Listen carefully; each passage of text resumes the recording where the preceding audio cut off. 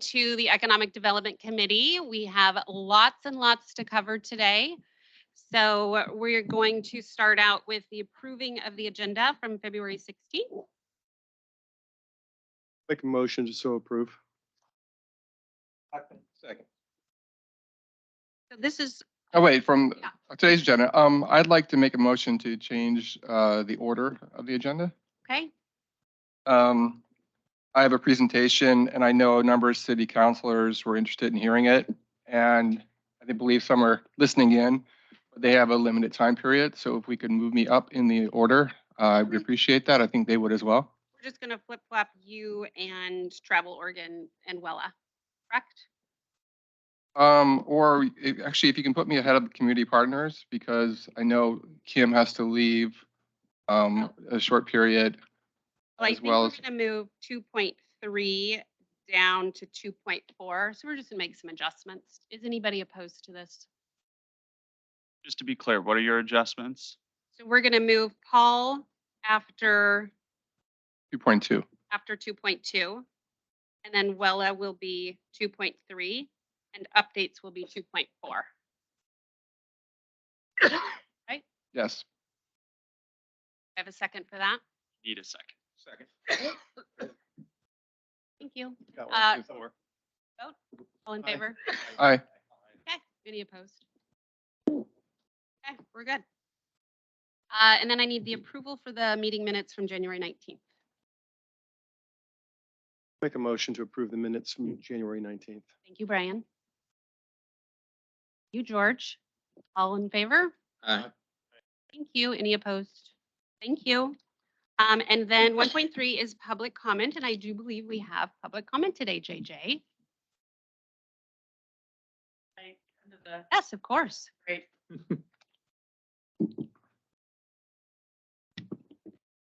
Did this for a long time on the mic, so you'd think I'd have this down. My name is JJ Duran. I am a volunteer for the city Scappoose. I'm the vice chair of the Parks Committee.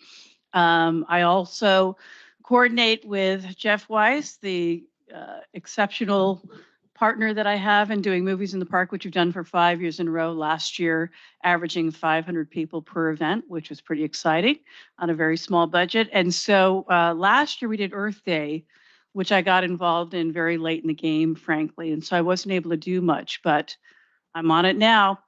And so we have got a fantastic Earth Day celebration coming up on April 22nd. It's going to be in Heritage Park. I don't know if you are aware of this or not, but I actually had negotiated initially with Tesla to be able to get the superchargers, which we now have. And I believe they're going to be breaking ground on the 20th of this month.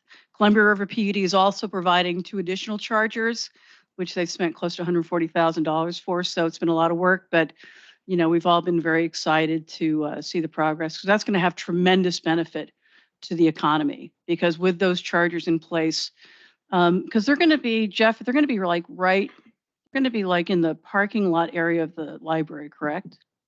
It's the end by the Watts. Towards the end by the Watts House.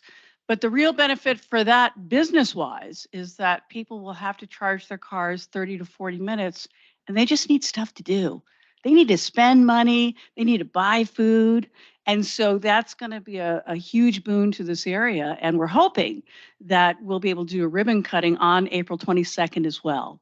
So I've gotten a number of business partners involved. It looks like I got PCC on board. We have Sean from the Grocery Outlet that's going to be donating hot dogs and hamburgers. Fultano's is going to be donating pizza. We're going to have Solve do a big cleanup in a number of our parks.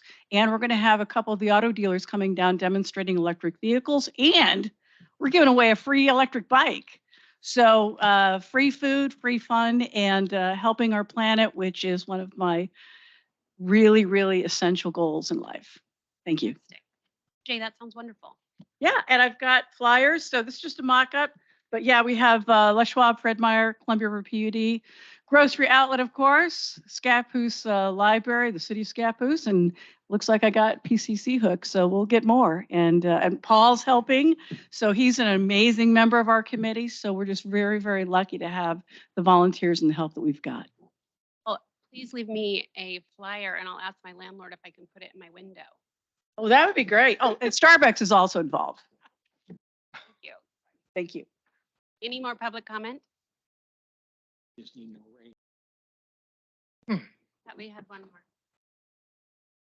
So the next item is welcoming our new members, and we have 3. So what I'm going to do is just briefly tell us about yourself and how you've come to Economic Development Committee and how you'd like to contribute, and then just so they know who we are, the existing members, kind of go through very brief, because again, we've got a lot on our plate. Just kind of like, who are you? How long have you been here? That kind of thing. So let's start with Mr. David Sedaris. My name is David Sedaris. Microphone.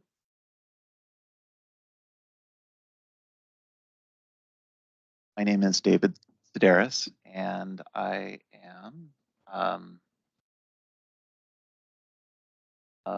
I'm a resident of Scappoose or the Scappoose area since about 2007. My parents have lived here since '94 on a houseboat.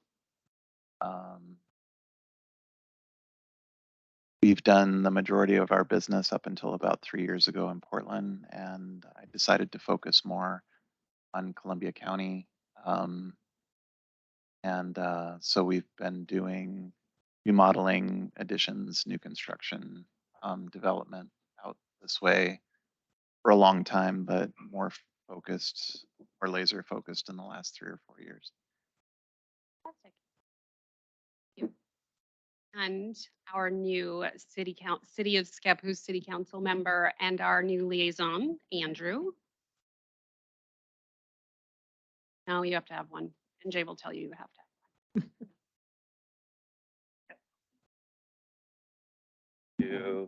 Hello, everyone. Andrew LaFranz, really excited to be here. My wife and I moved to Scappoose 6 years ago. Since then, I've had two kids, a 3-year-old and a 10-month-old, so we're busy with that. But been a city councilor, new city councilor for about 6 weeks. I'm excited to be on this committee. I'm a professor at the University of Portland, and then also an epidemiologist for the Columbia County Public Health Department. So I don't have an extensive business background, but I'm excited to bring a different perspective, I guess. I don't know how did I get assigned to this? There were openings.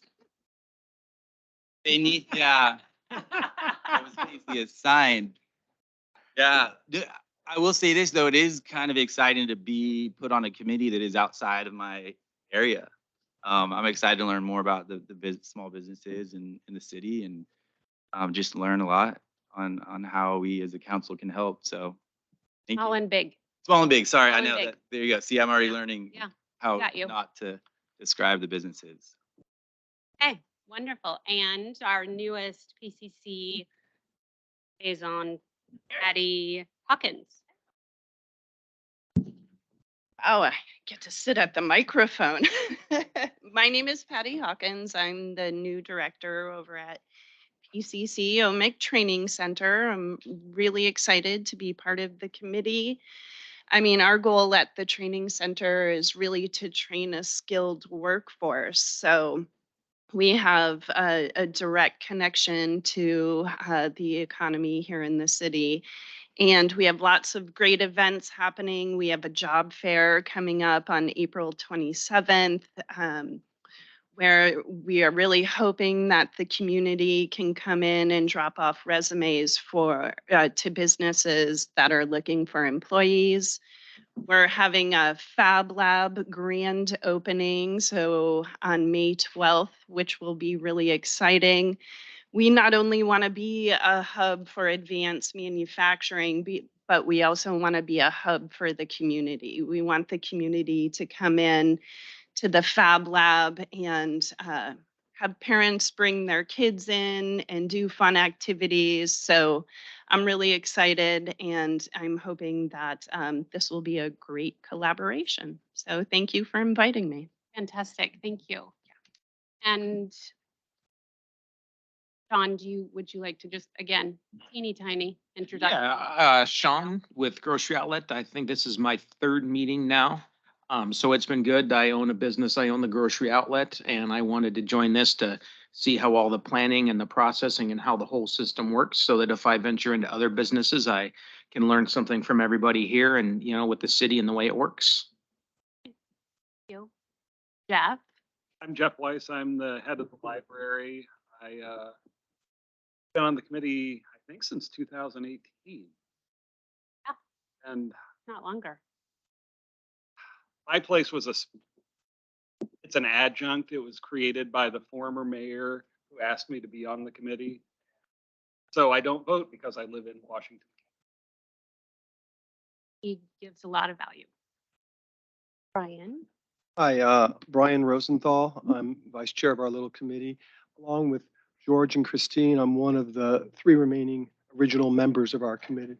Well, you came in shortly after, but you were pretty close to At the it. same time. Okay, so we're all original members. We've been around forever.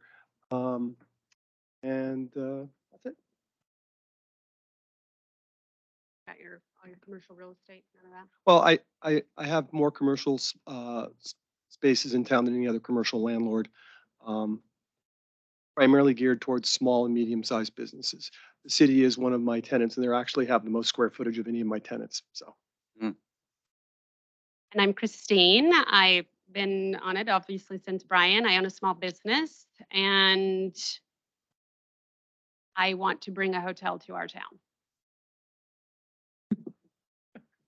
My name is George Hafman. I've been in Scappoose for 20-some years. I was a former school teacher and coach in Newburgh. I joined the organization when it first started, so I've been here quite a while. I'm still doing real estate. Have 1 agent now. I used to have 3 offices and like 30 agents, and I enjoy this much more now, being smaller. So anyway, right now our office is at Fred Meyer Building. So those businesses up front. So anyway, I can help any of you, let me know. Paul Fidrich, I've been on for a couple of months now. Christine asked me to join. I'm also on the Parks and Rec Committee, so I think there's a lot of things that we could be working together on because recreation and tourism is a big part of economic development. And I've been in Scappoose for coming almost on 3 years now. I'm a small business owner as well, but not in Scappoose yet. We'll see. So we'll go through the county updates when we get to 2.4. Okay. So are we only 6? Or do we have an absent person? Roster changes so much, I can't. That's it. No, that's where I am too. Yeah, I think it's 6 or 7. Okay. Okay. So let's move into, my update. So on February 6th, I attended city council and with the objective of, well, that's not true. I attended the Urban Renewal Agency meeting with the hope of partnering with them as it's one of our goals as Economic Development Committee to partner with them and review the urban renewal grant applications. So coming up April 17th, we'll have a joint work session with Economic Development and the Urban Renewal Agency. So the Urban Renewal Agency can kind of define how they would like to use those grants for the betterment of the city. They'll have a little bit more time to work with it. And then through their decision, we will review those applications and kind of give our business eyes on just giving our opinion, really. It's like, is it complete? Does it have all the pieces that the agency is looking for? Is this what the city is looking for? Again, just making our recommendations. So when they get the application, they have a better understanding of what the objective is and kind of it's not just hitting their table in a public setting. We've actually reviewed it, talked about it, looked at it. And again, they ultimately make the decision, but we'll just make those reviews. So that was voted in on that February 6th meeting. So I hope everyone can attend the work session in April. You'll get an invitation tomorrow. Okay, so that leads us into All right, great. So I've been hearing a lot about branding, marketing, making videos, that kind of stuff. We need a slogan type thing. And I listened to the city council retreat, and that came up a bit as well. And so I thought I'd kind of get out in front of it. So I have 37 years experience in working in branding, marketing, product development for some really good brands: Nike, Fox Racing, Burton Snowboards, Polaroid. I've started 2 companies, current one we've had for 13 years. I've also done consulting in this area. So I thought, hey, why not just kind of get out in front of some of this stuff, because I know we have some things from Travel Oregon and other things that could be really cool. So I thought I'd do a quick presentation here. I get about 15 minutes. So if you guys want, I'm going to go fairly fast, but if you have any questions, please ask. So when we think of brands, we usually think of, Nike, Tesla, Starbucks. I mean, we actually look at these logos and like that's the Target logo. And many people think and get confused with, oh, we want to make a brand. Let's get a graphic designer and hire one and we'll make a brand. Or let's get a slogan, like just do it, and we'll be a brand. And that's not really what it's all about. Oh, so sorry for the formatting. I think there are some issues with the translation. Well, anyway, so it's not as long as I would have had it before, but that's okay. So a brand is not a logo or a slogan. And that's really important, because I've heard so many things already of people going, oh, all we need to do is we need, some cool thing about, small community, big adventure or something, whatever. But a brand really serves as the foundation of a company, providing direction and guidance in all aspects of the business.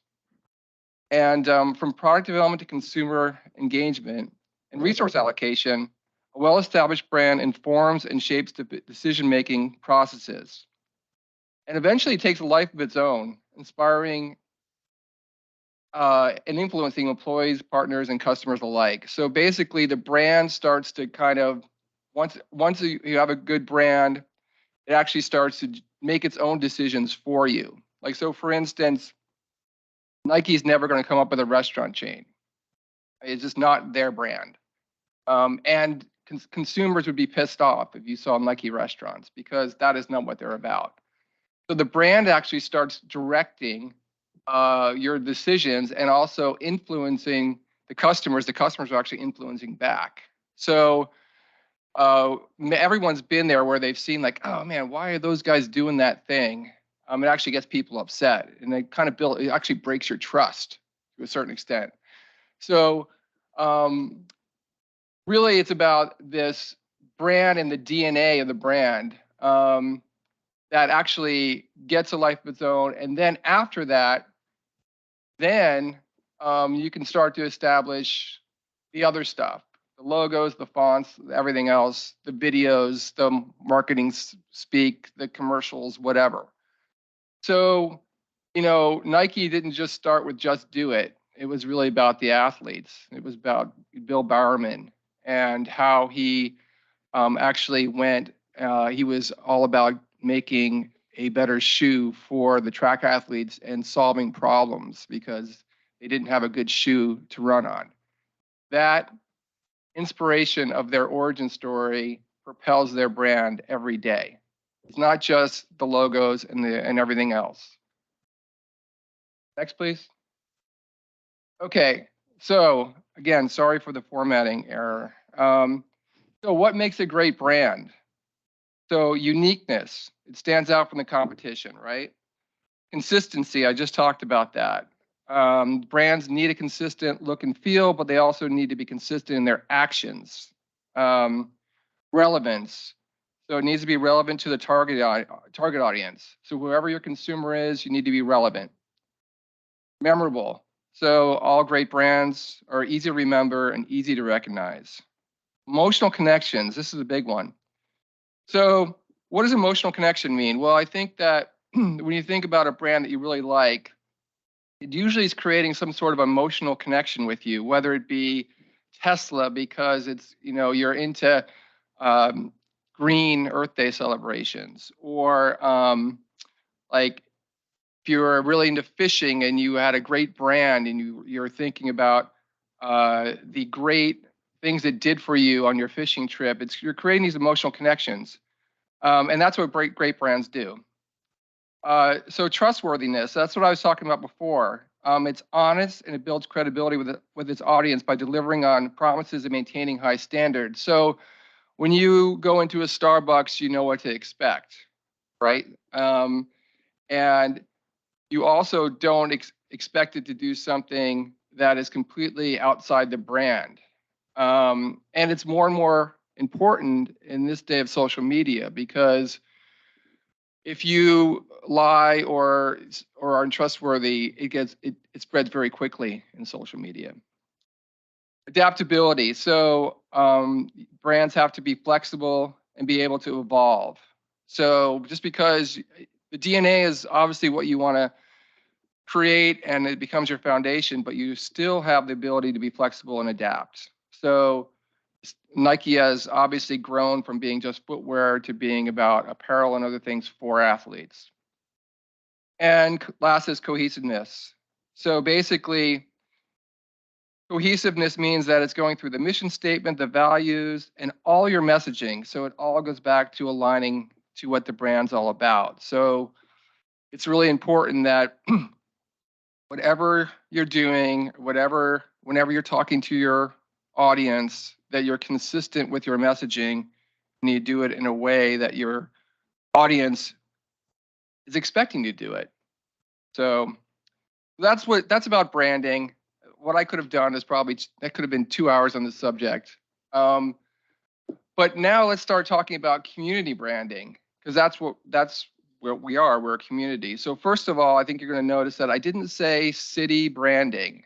It's a community, right? And our community extends beyond our city limits. A lot of people have said to me, oh, we can't talk about that because that's not, that's right outside, that's the county property or whatever. That's not our property. Well, really, if the community is using, and it's something that the community is interested in, that's part of what we want to brand. It's not just about what's completely in our city limits. So what is community branding? Well, I talked about Nike and Starbucks, whatever. And obviously there are corporations, but community branding serves a similar purpose, that it should reflect our identity and essence of a city. And it should provide that guidance and direction, So I've heard, I've been involved with a lot of these committees, and, a good example is our community event that we do, which is the Adventure Fest. And people have said to me, it's like, what is that? Like, what is Adventure Fest? What does that have to do with Scappoose? And actually, a lot of resources were taken up by just discussing the name and the logo and all this other stuff. And really, if we had a cohesive brand with whatever our DNA is going to be, that should be reflecting in whatever festival we're doing, because that's what the community is all about, right? So whatever or wherever the community branding is, it actually provides guidance and direction for growth. It also, when you're in these meetings and you're like, where should we put our resources? Well, that's when you look back to your brand and the DNA and you go, we're all about this. And so we should be putting resources toward that so it could be as best as it can be. And okay, so who are our customers? If this is, if this isn't a corporate brand, well, that's pretty simple. It's the residents and future residents, businesses and existing businesses and future businesses, and visitors, which is tourists. So when you start thinking about who are we going to be directing any messaging to, or who should our brand be a reflection of, it is these key stakeholders. And it's interesting, now you're starting to go, well, geez, businesses, that's economic development, isn't it? Tourism, that's economic development. So branding and economic development kind of goes hand in hand because we're kind of looking for levers to pull. You know, I think we were here with Len and Len's going, we need a video about, you know, whatever, or, you know, we need signage to show people something and, you know, stop in the town. It all goes back to our brand and our messaging. And then where are we going to put the resources around it? So our customers are those three pillars. And we think about it that way, we can start allocating resources toward that. And we can start saying, how are we going to reach tourists, how are we going to reach businesses, and how are we going to reach and work with residents? Next, please. Okay, sorry again for the formatting. But this is a really important slide. So what makes a great community brand? Community branding is important to increase visibility, promote tourism, and attract new businesses because it helps establish a unique identity and creates a positive image. A well-defined community brand can attract new businesses, which we just talked about here. So it helps stimulate economic growth, attract tourists, and promote the unique features and attractions of our brand, our community. To build community pride, a strong brand can build a sense of pride and community among residents, making the town a more desirable place to live and work.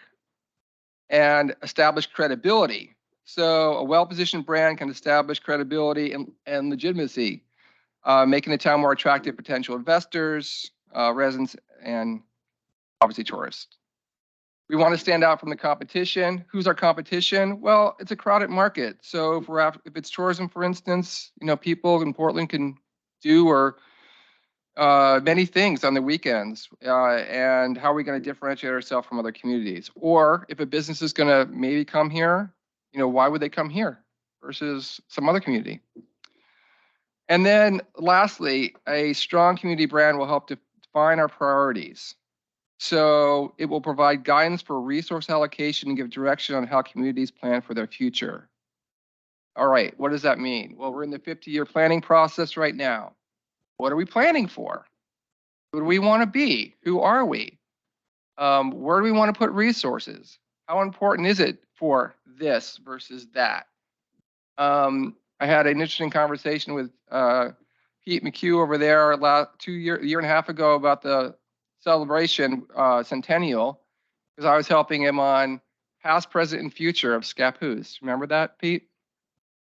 We had a lot of past, we had some present, and the future was a big question mark. We have these great things in place with the 50-year plan, but really it comes down to helping guide that process and figuring out what our community brand is will be the guiding light. Okay, I only had 15 minutes, so that was, I think, coming on 15. So next steps is obviously defining your brand, and that is the hard part. I can't go into it now because I don't have time, but I will leave you with a few things to think about. A brand is what people think of you, not what you say you are. So that means that you can't just put a slogan up and become a brand. You can't just start saying stuff. You actually have to create the plans to make it happen. Not going to be obviously overnight, but it's creating new perceptions of who you are. And it goes back to our customers, which will be our residents, our businesses, and hopefully tourists. Yes. So this is a good time to bring, okay. Thank you very much for putting this together. I appreciate it. So when I think about this and just based off we go back 2 slides. When I think about it, it's, you know, why I moved to Scappoose. I came here for a reason. Why my business is in Scappoose is not the same reason. And why other businesses would come here, not certainly the same reason as why me as a young family would move to Scappoose. So how do you brand, thinking of all of our customers, and citizens with obviously different objectives for coming into our community? It's a great question. And I cannot answer it in 1 minute Dang it. because it would be a great discussion. And I was told I only have 15. No, so when we talk about branding, the brand has to obviously resonate with the citizens. And that same message can be amplified in various ways. So for instance, if you want to talk about it's a great place to live because whatever, well then that could be why is it a great place to live? So you'd want to dig deeper. Why did you move here?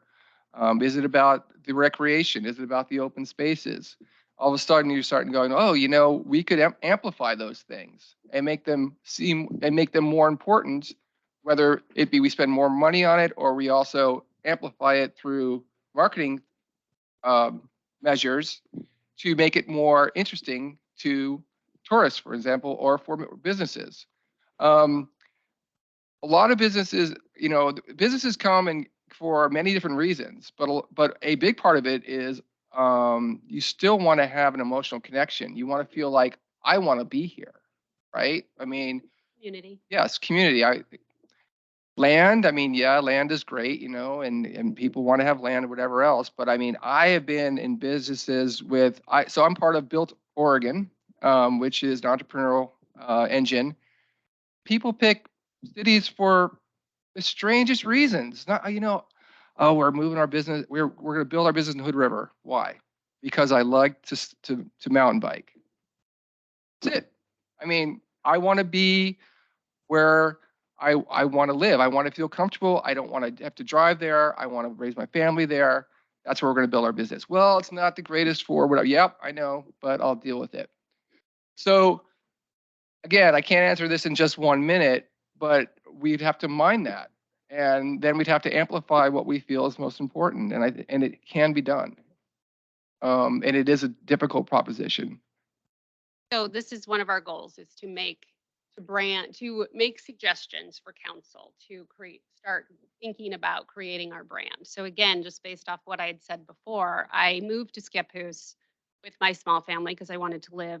I didn't want urban children. That's why I moved here. I did not want urban children. I wanted them to grow up in a small community, like with good values. That's why I'm here. So now my children are almost a senior, one is graduated, and why I stay is certainly I've made a place in this town, but OMIC is why I stay, because I know one day that will be something amazing. So, I mean, these are a lot of things to consider. So we have to think about us as a community or committee, like why are we here and how can we have that amongst our citizens? Start thinking about that. So I have another exercise. I talked to RJ about it later, that we can start delving into that more as a work group type thing next time, if you guys want to hear it. Of course we do. I would like to throw out a quick thought. In the 18 years I've been doing commercial rentals in this town, I found that there's 2 reasons why businesses locate here. One reason is to service an existing need, meaning might be in a tax place because there's people here that need their taxes done. That kind of goes without saying, and those people are kind of going to show up. The second group, which is actually a very large group, kind of goes into a little bit what you guys were talking about. I've had a significant number of tenants that showed up here because they had businesses and they were in Portland or elsewhere. They wanted to live in Columbia County for whatever reason. And their desire to live in Columbia County is really the main impetus. I had a steel company rented from me for years. They were doing steel barging all over the world. Why do they live here? Well, they work here because they liked horses. And they wanted a place where family could ride horses easily and not have that being a burden. So this international steel business is operating out of a building across the street, and they were doing they rented from me for many years, and it was about horses. So it gets back to, I think, really biggest thing that we control to help business thrive here is to make this community a place people want to live. Because when people want to live here, they bring their business with them. And the other businesses, like we'd have a McDonald's no matter what. Okay, because McDonald's is going to see that there's a market here for their product and they're going to show up. That group, we don't have to worry too much about. Group that we have to worry about are all these other businesses. And Christine's a great example. She rented from me years ago and she decided that she wanted to be here. And she could have been in Hillsborough, Portland, wherever, is where she wanted to set her roots. And I've had many other tenants with the same thing. I have the other issue that also kind of blends into this is the business environment in Portland Metro has become very unpleasant for a lot of businesses. Several of my more recent tenants were transplants from Portland. They happened to live out here. They always felt in the old days that they had to have a presence in Portland because if you're a real business, you have to be in Portland. Well, Portland kind of beat that out of them. And they decided to be out here and they're happy. And I have a company that does basically is a medical records company, and most of their employees work from home, but their actual physical site is here in Scappoose. Again, because of the living environment. So I just think as we work through this process, we should keep that in mind. Is it enough to say that our brand could be, we're not Multnomah County? That could be a part of it, but I wouldn't recommend that verbiage. Oh, Anyway, I hope you guys, I think Joe has something to say. yes. Oh, our mayor. Well, let's say Joe Backus, Scappoose resident. Hearing you talk, you brought up family. You said family. We're saying family a lot. And I would also like you to look back on the 4 generations. George has 4 generations here. Pete has 3 generations. I have 2 or 3 generations. Look back of why are the Kessies still here? Why are we here? And before you go off to we're not Portland, I really look at family and what is it? I mean, our family is what keeps me here. Family, the schools is my family. The kids that I coach are my family. People I work with, you all become my family. And so I think I like to see something around that. I know you're an economic development committee, so you're more looking maybe on the business side. But I think with that family, then the businesses will come to support those families. But that's why I want you to move to Scappoose and you to move to Scappoose, because I want you to enjoy what I grew up with. I want you to become part of our family. Something to think about. I like it. Anyone else? Darius, you don't have anything to say? What? I have Come on. so much to say, but I think Say it would be. We're here for you. Uh, um, I just jotted this down. Great for families, better for businesses. It's kind of a tagline. I am sure that there's going to be a lot of different ideas thrown around moving forward, but I grew up in Newburgh, class of '86, and I saw it explode. So it went from 30-minute commute to Portland, or 35, 40 maybe at most, even during really bad times, like what we have here now, to something really ugly that took more than an hour. I have sat on various committees in Portland. I was a homeowner in North Portland back when it was not desirable to be there. So I'm bringing a lot of experience, and I've also lived in various places. So I spent 4 years in Japan where I could reach out and touch the power poles on both sides of my street. And I lived in Madrid, Spain for a year. And I chose to come back here. So, let's see. What I would, so this is, I would like to encourage everyone's thinking to try to, and I'll probably be beating this drum for a while, is try to stay away from Highway 30. It is great for businesses that are there. The more strung out Scappoose becomes, the uglier the commute and the community. It will be a dividing line rather than a cohesive Um, so my ideal would be to, I don't know if we can rezone or rethink, but the zoning maps try to create a downtown section like St. Helens has that can become cute.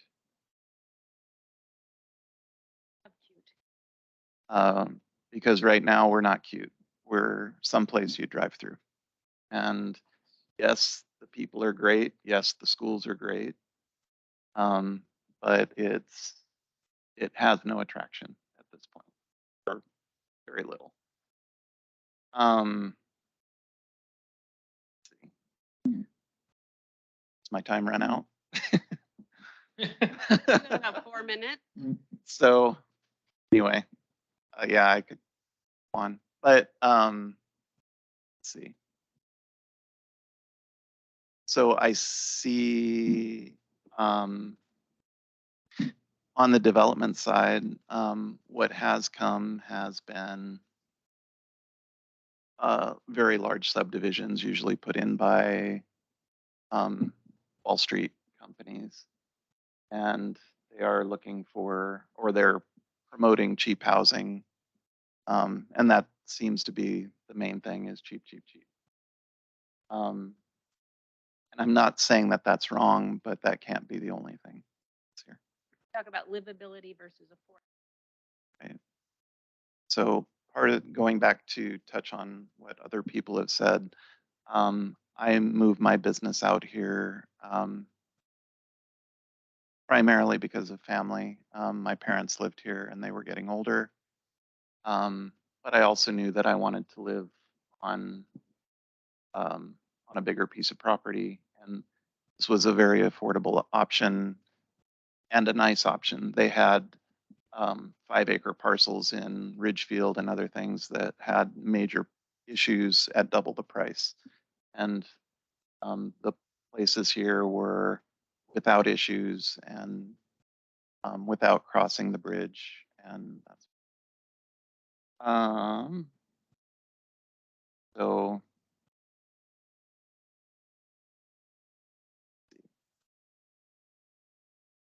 I think CZ Trail and OMIC and whatever we decide to do with our downtown area are going to be the hinging points moving forward. And I am a developer. I'm an infill developer, or have been for years. And I got my start at the age of 24. I created a bank with a group of relatives, and I was the gopher. And I was managing $5 million at that time, a long time ago.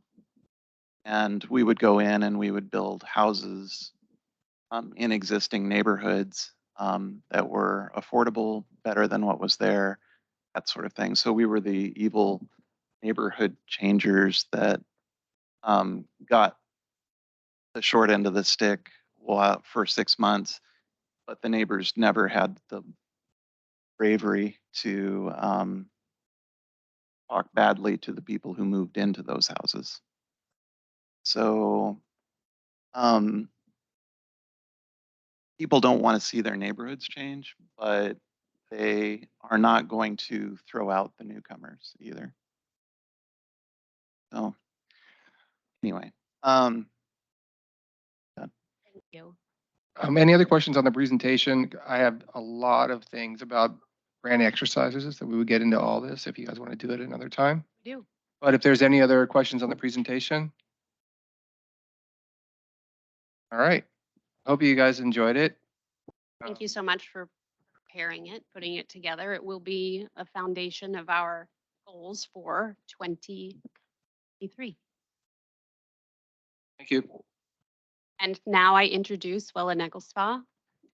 Hello, I'm Wella Negelspa with the Columbia Economic Team, and here to talk about tourism for Columbia County. We are the destination management organization for Travel Oregon. Travel Oregon is a state agency, And so in 2018, we were designated as the destination management organization. Columbia County had not been represented at that point.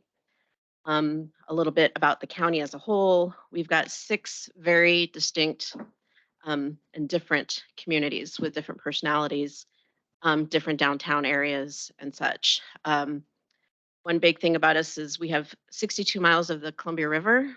We have the most Columbia River of any county with very little access to it. And with all of the private land owned by lumber companies, we don't have very much developable land. We collect a transient lodging tax, but it's very little because we only have 2 lodging properties, really, 2.5 maybe, as well as campgrounds, campsites, RV sites. We collect a little bit of a tax from that, and that's what we use to promote tourism. So in 2003, Travel Oregon was created and the transient lodging tax was created. So 1.5% tax now. And of that 1%, we get 1.5%. We also get a percentage of that. The formula is based on hotels and heads and beds. And so with 2 lodging properties, it's not a lot of money. Our half. Or half is, it's like 0.1% of, like I'd have to go back and I meant to grab the formula. I can share that eventually. With that, cities have a transient lodging tax. I believe Scappoose is 9%. And of that, 70% needs to be used for tourism and 30% is left to the jurisdiction for discretionary funding. And so that's and then 20% of that 1.5% goes to the RCTP fund, which is where we get our portion of funding.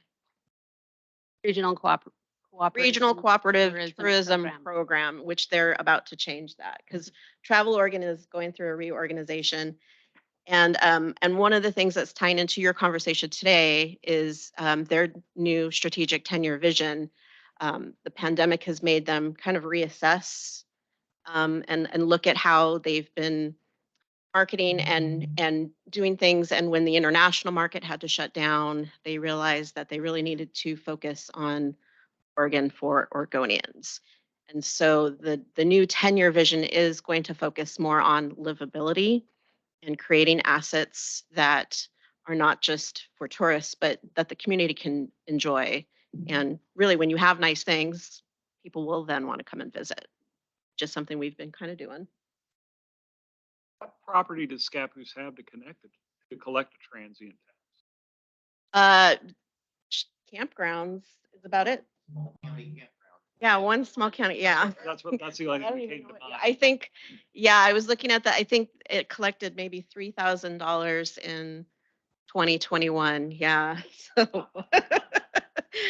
We So- need a hotel. Yes, yes. And so Travel Oregon, so Oregon is split into 7 regions and we are in the Portland region. And of all the destination management organizations, we're probably the most challenged within our region because we're not Portland or Beaverton or Gresham or Clackamas, and we're not at the coast. And so we are kind of the little oddity within. Here's our brand, Paul. Little oddity. Yeah. So next. And so this is who we sit with in the Portland region. And so we have quarterly meetings with them. The main regional destination marketing organization is Travel Portland. And so we work closely with them. We do have shared allocated funding. There's a pot of money that kind of goes in and that we all take turns sharing. And COVID kind of shut the door on that for 2 years, but it's the talk is that it will be revisited. It's usually around $85,000 to $100,000. And so with our our strategic planning, we're identifying different projects that we could focus that effort on.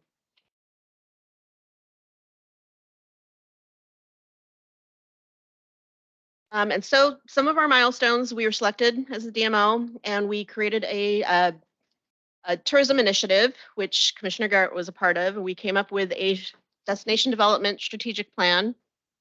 We used a consultant to do that. We did quite a bit of surveys throughout the county, asking people what they thought our best assets were. And of course, Columbia River came up as the number one, trails were number two, and so on. And during that time, we received some, that pot of unallocated money went towards a master plan for Prescott Beach, as well as Salmonberry Lake. We also got some unallocated funds for the Crown Z Ruly Trailhead project. And then we used our regional cooperative tourism money. We had about $25,000 available. And so worked with the county and created the informational kiosks that Commissioner Garrett was presented to City Council about. In 2021, we helped Vernonia with their beautification project. We were the pass-through for that. There was a very energetic volunteer that kind of spearheaded that along with the city to do some Main Street improvements. They did pocket gardens and hanging baskets, replaced irrigation, signage, and also what started as about 3 murals throughout the city turned into 8 or 9. And then we also did a bike hub project where we have some bike stations. We had a bike consultant come out and create some family-friendly trails that we have on an app called Ride with GPS. And so our focus has been on asset development. And so here's the bike hub project. This is in Rainier. We had bike stations, repair station, and then on the map that the county put together, we've got some history and a bike route that people can go with the QR code and pull that up and ride. And putting recreation assets are, in a place where not just visitors can use it, but it's for the community as well. So some more of our signage, which Casey, I looked in, there are 13. That's on all the signs. Thanks for catching that, Mayor Backus. Good job, Joe. So our big project that everybody's kind of heard about, talked about, was the Vernonia Downtown project. And it was really important because it's a big stop, not just off the Crown Z Trail, but the Banks Vernonia as well. So there's a lot of people that come from Beaverton and Hillsborough to recreate there. And so it started as a cleanup. Go back one. When we did the project, this owner actually really wanted a mural, found out after the fact that we had been awarded the grant and used $40,000 of our own money to then create pavers and brick that area up. And so what you see is the final product. We decided, it turned out so great that when the artist put the mural there, there's also a restaurant there. So we added a lot of amenities and plants and things like that. Another one of the murals. This is behind, just off of the main street, but it's a parking lot area where there's a grocery store. And then opposite of that. And we worked with the Portland Street Art Alliance. They came out, they located the artists, and we really were just a pass-through for the money. All the work was done on the ground there. Getting the grant, just they had more odds of receiving the grant if it came through the DMO, which is us. Think candle, people. Think candle.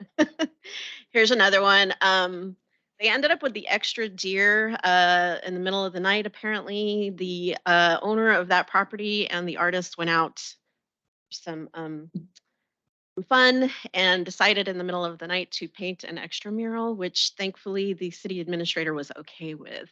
But getting that phone call in the morning. And then this is a GATS. This is actually world famous artist. He showed up kind of in the middle of the night. Nobody knows what this guy looks like. But his artwork is very famous, and there's quite a few of them in downtown Portland as well. And so it's kind of an iconic look. So it's kind of funny that it's just in this little, and it's hidden behind a bar in Vernonia of all places. So kind of funny.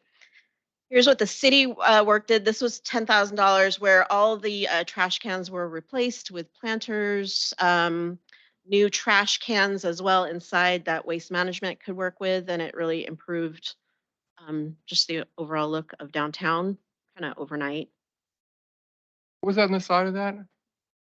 It was just trash. Yeah, it was Was it just.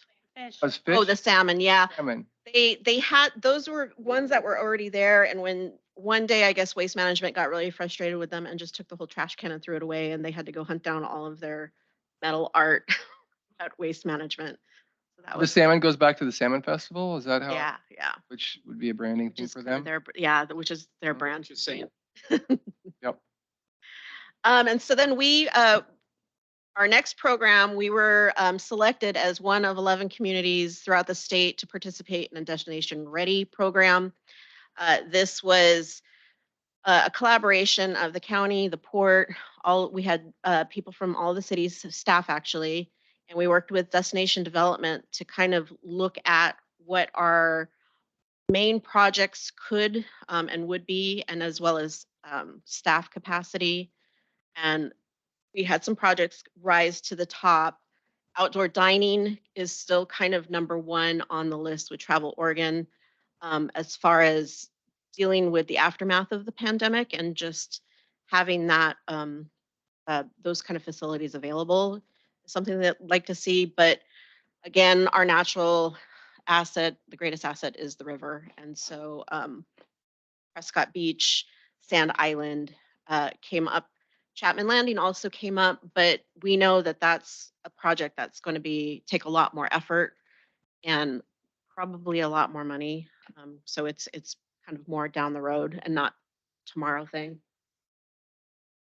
And so with 2023, continuing on with the Destination Ready program, we've now been identified as a community, the county as a whole, to participate in a downtown destination program, focusing on downtowns and livability and what that can look like.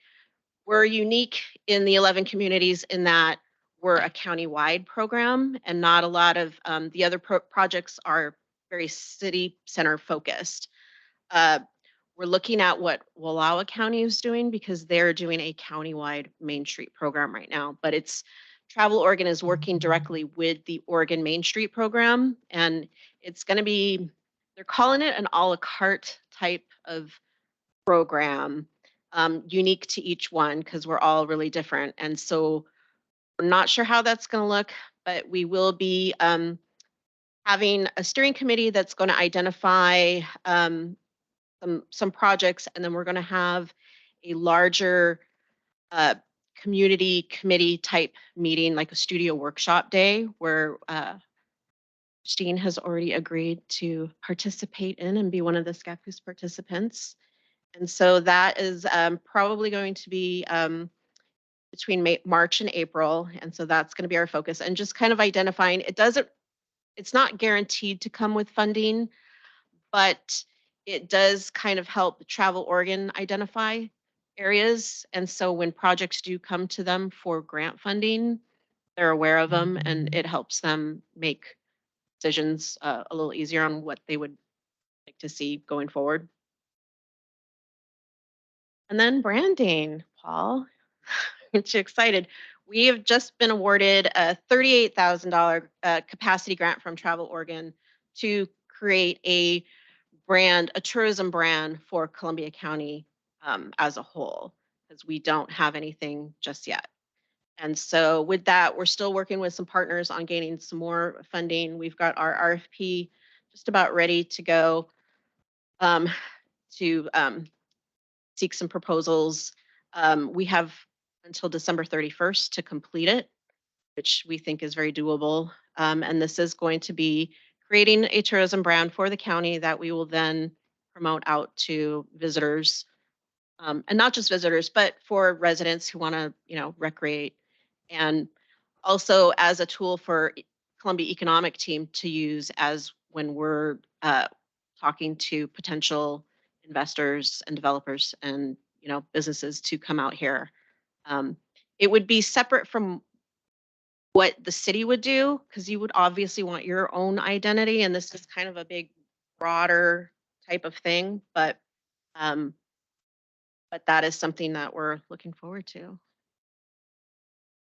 Thank you so much. Questions? Well, I know that you and I have chatted about the significance of the murals Mhm. and how Travel Oregon identifies communities with X number of murals. There's a mural trail, yeah, where they can kind of create like a driving tour. Then something Travel Oregon would like essentially promote your city.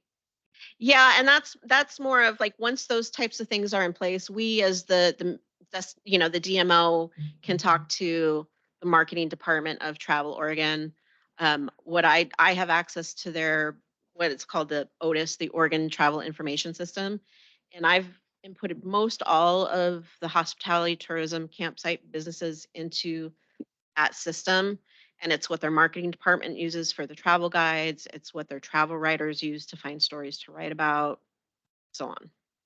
I can think of, again, one huge red silo that's just like this empty canvas for to tell our story. It's a 360-degree canvas. Wow, how fantastic. And Is that red? I think they just It's just the base coat. it was just the base. So it's just the foundational color. It's just the foundational color. And then I know there's this backdrop for this tent in our town that could probably have a tent removal and a mural. Are you- maybe. What, you're talking about one of our fine dining I establishments? am talking about their outdoor dining tent. Oh, their patio? Yes, their patio. If the owner of that building were willing to have an artist come and paint the side of their building. Maybe we should encourage the tent to come down. Only been I there don't- since they got No rid of comments. We actually are hosting during the next April 3rd to 5th is the Oregon Tourism Governors Conference, and we're hosting a nighttime kayaking event.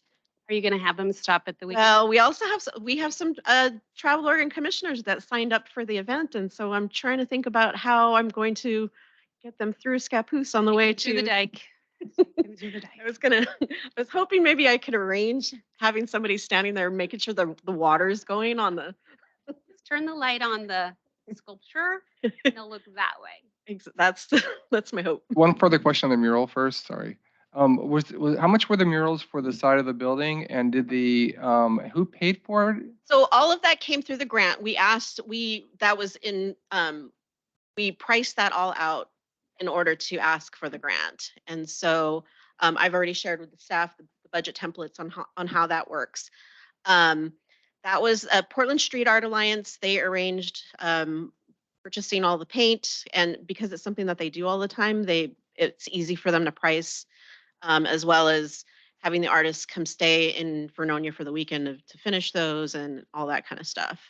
But it was $31,000 at the end of the day. One? No. It was for, it ended up being 8 murals. Thank you. That's very reasonable. Ah, Mhm. It was, and there was when they had submitted their numbers to us, they had left some stuff off, and so once they ended up having to work with what we requested on their behalf, but. We could probably get OCF money too. So yeah, We did the library mural that was Oregon Community. thank you. Yeah, and I've met with Lori and NJ, and we've kind of just talked about just in the future too, if there's potential projects that are coming up, to always just kind of check in with us and see if it's something that we think Travel Oregon would buy into. The spring, the competitive grants are going to be coming out hopefully this spring. They keep getting pushed back with the reorganization going on. But one thing I think you guys could focus on too as well would be, he's already working on the signage on the CZ side of the trail, maybe something pointing to the Scappoose side. I had a travel Oregon commissioner actually come out and he couldn't find the Scappoose side and he was trying to get there and he was a little lost, which was a little About that? uncomfortable for me. So it's like, Weird.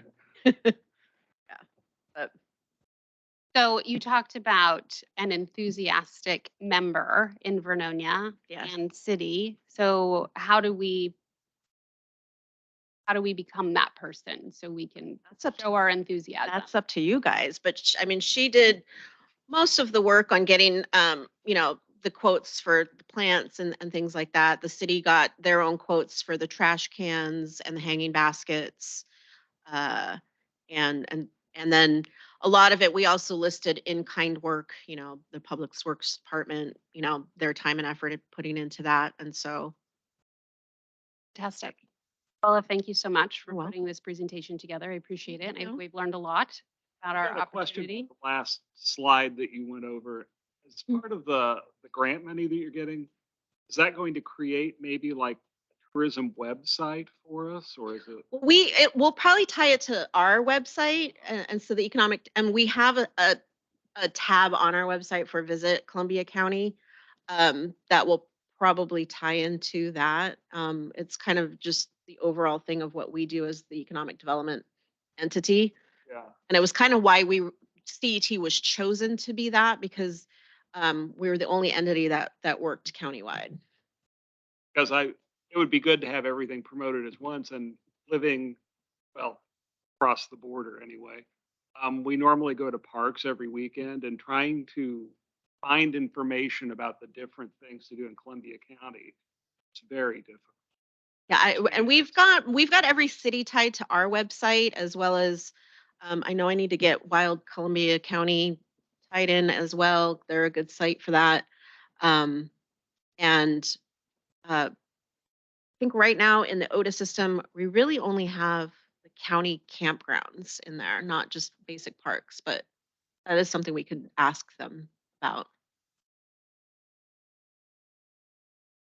Else?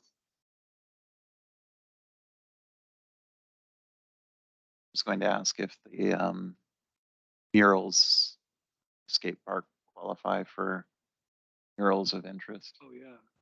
I probably, and we're collecting kind of a spreadsheet of all the murals throughout the county. And there's more coming up. I know Klatskine is working on one or two. And so I've got it scheduled to talk to the marketing department gals at Travel Oregon. Actually, the writer, one of their main writers is actually signed up for our kayak trip, which I'm really excited about because I've been trying to get her out here for 2 or 3 years. So So is it something that like a building owner tries to solicit, or what comes first, the chicken or the egg? Does the artist come first? Does the space come first? I think the want comes first, yeah, We and want it. yeah, and then you would have to, the building owners have to be the ones that would want their buildings painted. Windows. As we look at Brian, but yeah, I mean, it's at the end of the day, it's up to the building owner because you're giving them something that they're gonna have to maintain, and then potentially have people outside their building taking pictures all the time. Yeah, that'd be terrible. You wouldn't want that. Visiting. Mr. Backus? You should just sit here. I've Yeah, got pick it I up. got a game in Seaside. I got to catch a bus. But one I was, for the schools, we have an annex gym that's right there and it's about a 10-foot high, 120-foot long building that just sits there. And with your program, you have muralists, but do they ever like work with the local high school and muralists teach the high school how to do it and work with the school, and the school could paint and develop one as well? I believe that locally, there's actually an organization, Tumblewheel Studios. Yes, they're experienced muralists. Yeah, they just did the Did the Scappoose sign, didn't we? Yeah. Scappoose sign. They did the food bank one in St. Helens, and they do the Scappoose one as a That was as a training project for high schools. I know they have J terms where it's a 3-week, thing. They're always looking for projects and stuff to do during July or June segment. June and January. Trying to involve our school because I know there's a big gym there that has nothing on it below. a nice Cascade Mortgage sign, but it's a good, long brown building that would look good as you drive into town. Oh, you're talking Chinook? Yeah, yeah, right Oh, next to it, yeah. the annex gym, yeah. Fantastic. Thank you. I hope you win, Joe. I hope you win. Thank you, Joe. Try. So again, thank you so much. And we're going to do a quick partner update. I don't think we have a lot of partners here. We have Nancy, we have Casey, we have our city, we have Jeff. Oh, and we also have the PUD. So fantastic. Okay, so let's dive into, is Paul here? Can't see. You want to do that?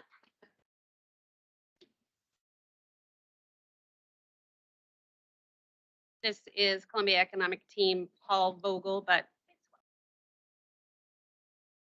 Let's see, we've got.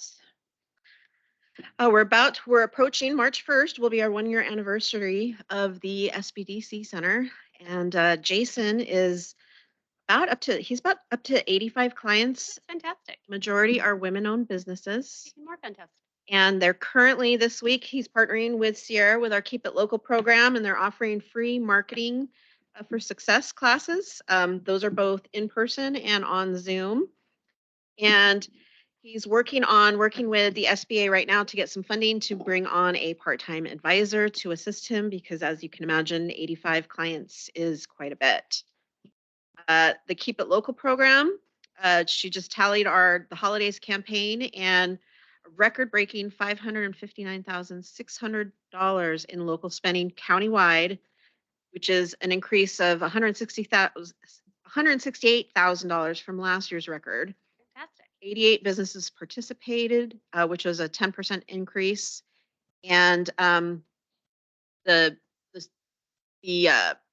Scratch It cards, it was a new program she tried. I think we're going to try it again because not enough people participated, but the businesses that did offer discounts, and it was kind of after the fact, people realized that they should have participated a little bit more.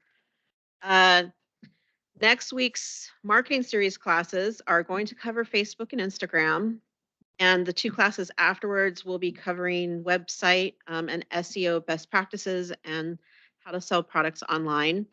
People can still RSVP for those free online with Eventbrite by searching Keep It Local on Facebook.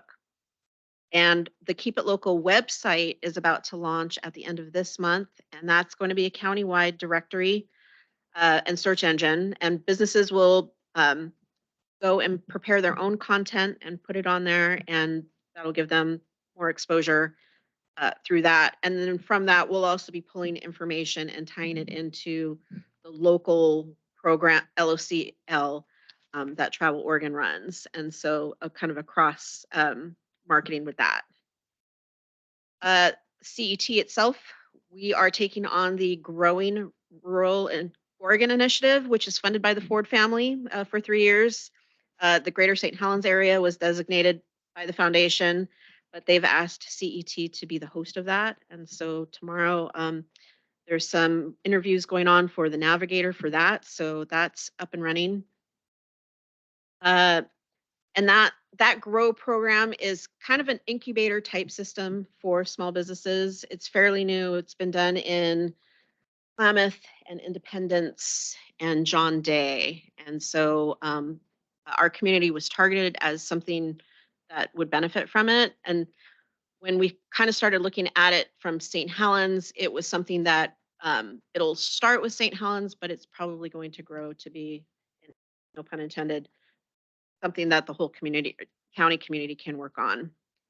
And then we're also working with the Northwest ESD and for the high school fair that's going to be at PCC OMIC in April. And it's an opportunity for businesses and also a 2-hour window for adult job seekers is going to be at the end of the day. But mostly I think they're getting high school kids in there to kind of show them the different projects that they can be working on. Correct. You have that April 17th? So they didn't give us an absolute date yesterday, but they said April. Okay. Do we have a council update? Who wants to do that? I could mention a few things. So Christine already mentioned the new urban renewal grant review process that council passed. I think it only makes sense. We really value the collective expertise of this group, and it really does make sense to have you look at them, provide recommendations. Love that. That's the new process. And then Paul, thanks for starting that discussion of branding. I wish I should have brought the council goals that we developed at our retreat last month, but a lot of them really align with what the goals of the EDC is all about. And so the staff is meanwhile working on action plans. So I think next meeting that I attend for you all, I can kind of provide some updates on action plans that tie into the goals of both council and the EDC. So Our goals are your goals. our goals, our goals that, No, our goals are your goals. oh, right, okay. Yeah, we're just your puppets. Okay. Right. Okay, no, that makes sense. I think that was mostly it. Yeah, thanks for having. Fantastic. Thank you so much for coming, Andrew. We've not had a council partnership, so it's very nice. Oh, did you hear that? Did he say that in the microphone? It's on the record. On the mic. Okay. And then Columbia County. Our facilities, I guess, update our facilities, construction projects. The public health center is 99% complete. The doors just arrived yesterday, are being installed, and we have occupancy from the city. So we'll be cutting a ribbon in there after furniture moves in, and I don't know, maybe a month or so, celebrate the success of that project. John Gum is almost finally through permit phase. So we'll be off and running on that to be complete May 24th. And for those of you that don't know, it'll be a new county museum, a new center for business resource, the SBDC and the economic folks, and Columbia Pacific Economic District kind of headquarters for those operations, new county administrative offices, public auditorium and conference space, and then room for the county to grow into over the years. Our responses for RFP for our first round of courthouse, more court facility specific renovations. We are reviewing proposals that came in over that and should have a decision within the next week on the company that we will use to take on that first round of improvements. That's about a $2 million budget. We have another $2 million in the legislative process right now in Salem to see if we'll get 2 million more towards those improvements, and a legislative concept that Columbia County drafted that might turn into a bill. We'll find out shortly. That could turn into several more $1 million worth of renovation dollars for Columbia County Courthouse. That's exciting.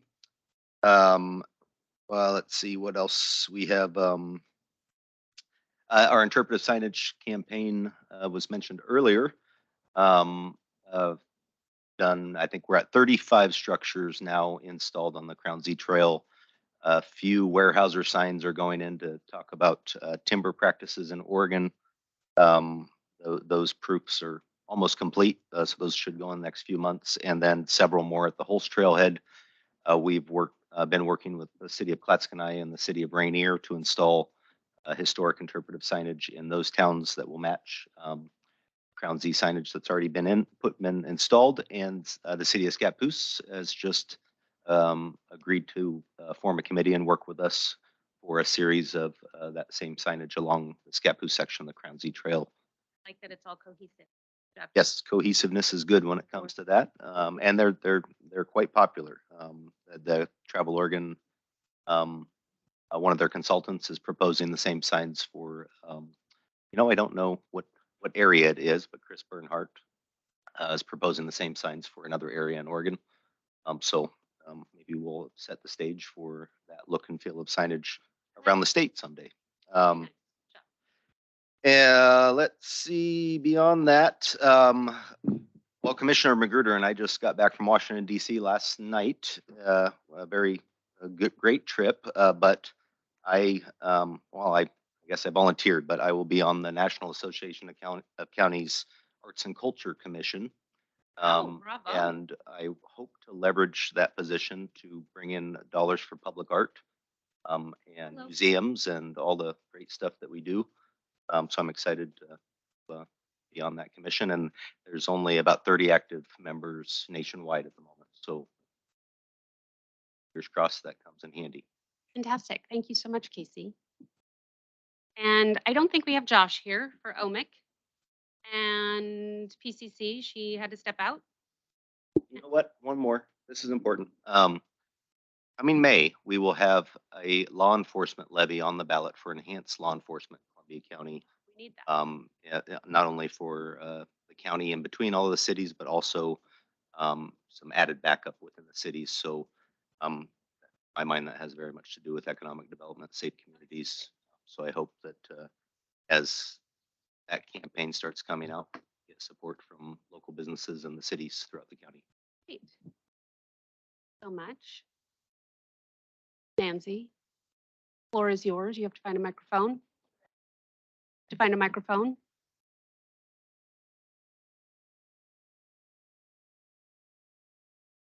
It's nice to be back. Thank you. Probably the most important thing going on at the port as it relates to Scappoose is we have been asked by Mr. Freeman to investigate the possibility of doing a through the fence at the light industrial properties that are currently up for development. As you might guess, anything that has to do with airports and FAA are quite onerous and arduous. We just had a meeting this week with several of the folks from the FAA. And while they certainly do not close the door by any means, they put numerous hoops between us and a yes. So it remains to be seen how this could possibly work. Also, whether or not it's even going to be necessary, but it's certainly something that we think is worth looking into, even if it's not this project. Sometime down the road, it may be other things that just require us to be up on the game that's played, so to speak, and to know what is possible and all the positives and the negatives that go with that. It's probably the most important thing going on at the port right now. Thank you so much. Heidi, you're back there hiding. Yeah. Hiding. Actually, the only report we had that is Scappoose related, JJ already mentioned that groundbreaking is next week for the EV charger installation, and we're thoroughly Recharging my car. just so excited you know. about that. So thanks for your patience.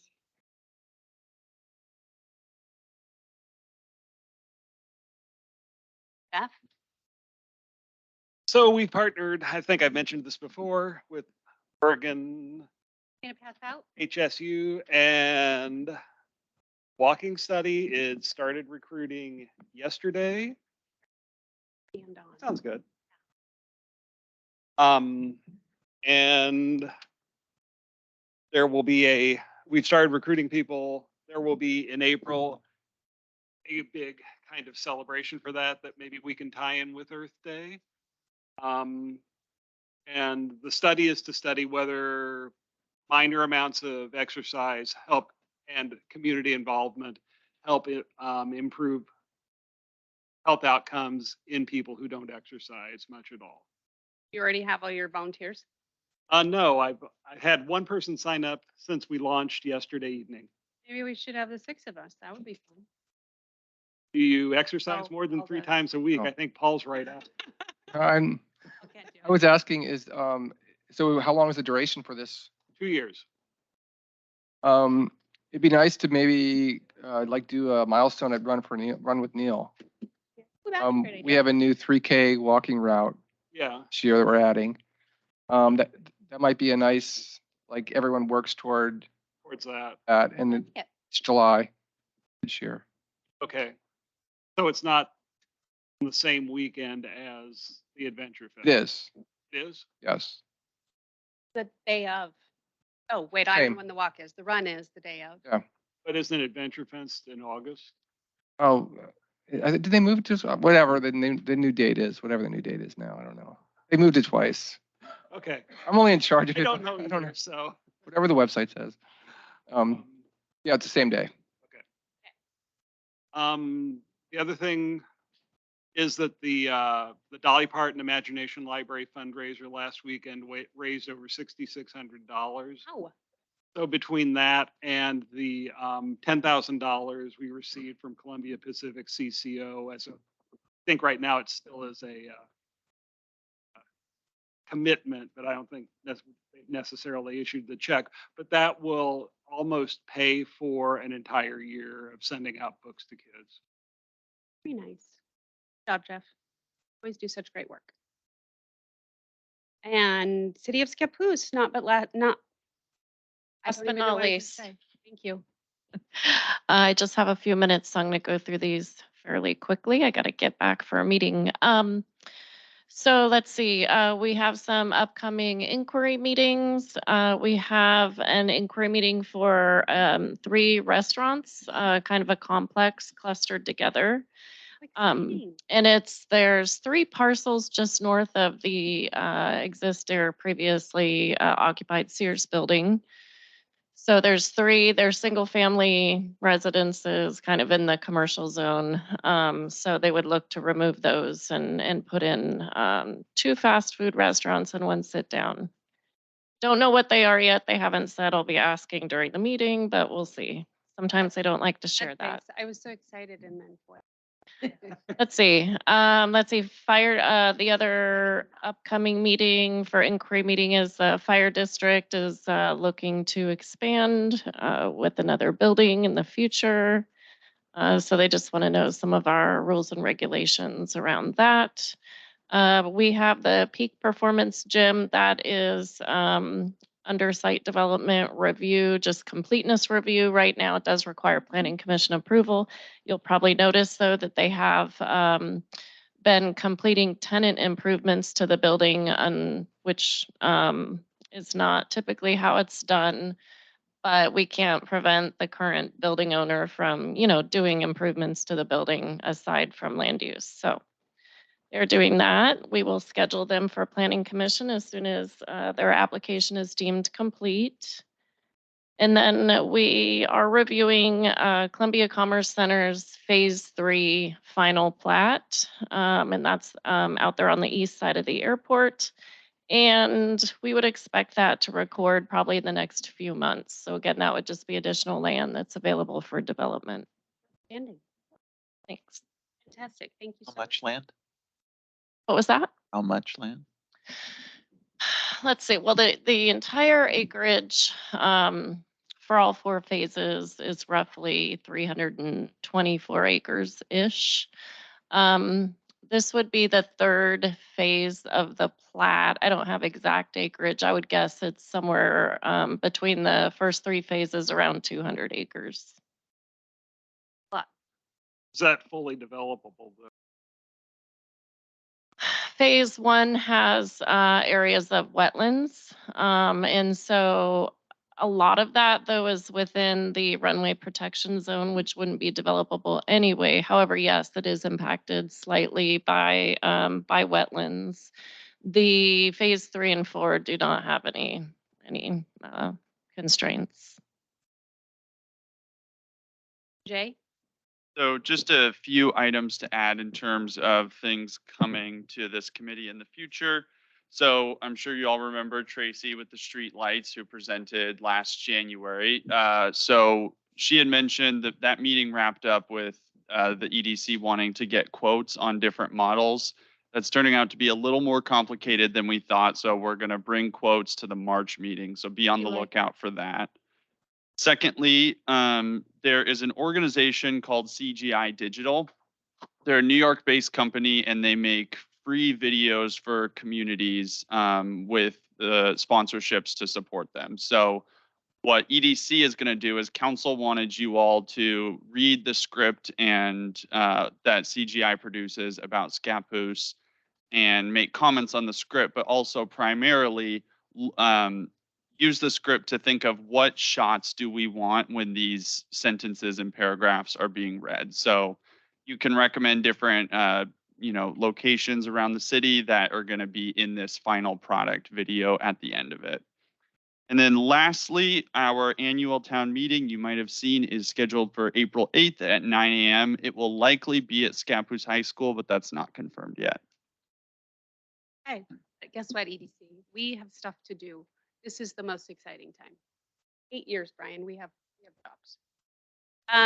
Next meeting, March 16th, again, annual town meeting, April 18th, joint urban renewal agency, EDC, April 17th. We all need to be at all of these. So you're part of Economic Development Committee. Please attend our town hall. It's important that our presence is there. I think last year it was when me, Paul. So important to have our presence. I would like to add one other thing on that. The city often does polling at these town hall meetings, and they basically use that as feedback for what direction the city should be going. So if you're not there, you have a disproportionate amount of power at one of these things because there's only going to be 100 to 200 people showing up. So if the sample is not large enough, it could go a little askew. So I would really recommend trying to attend. I've attended all of them. They're great. Lots of people, lots of community. There's food, there's coffee. It's a great thing. So show up. On top of showing up, it would be really great if you told like 3 people to show up as well. That would be great. Put it on the Ichabod sign.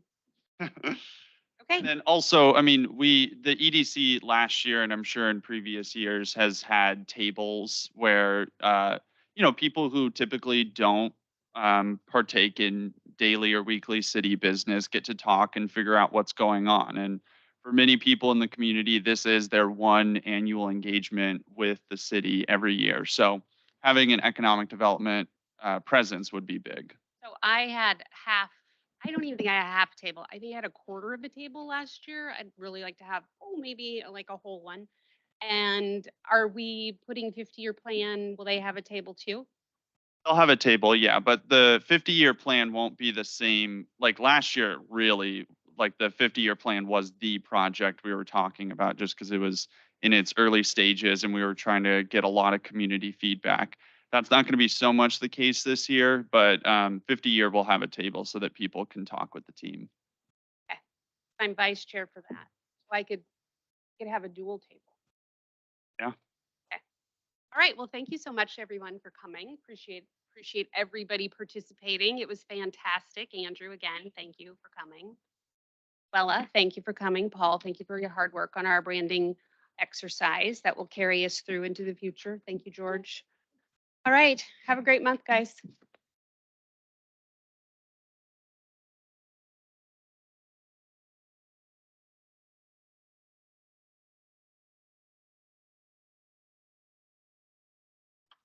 Yes. Anyway, so.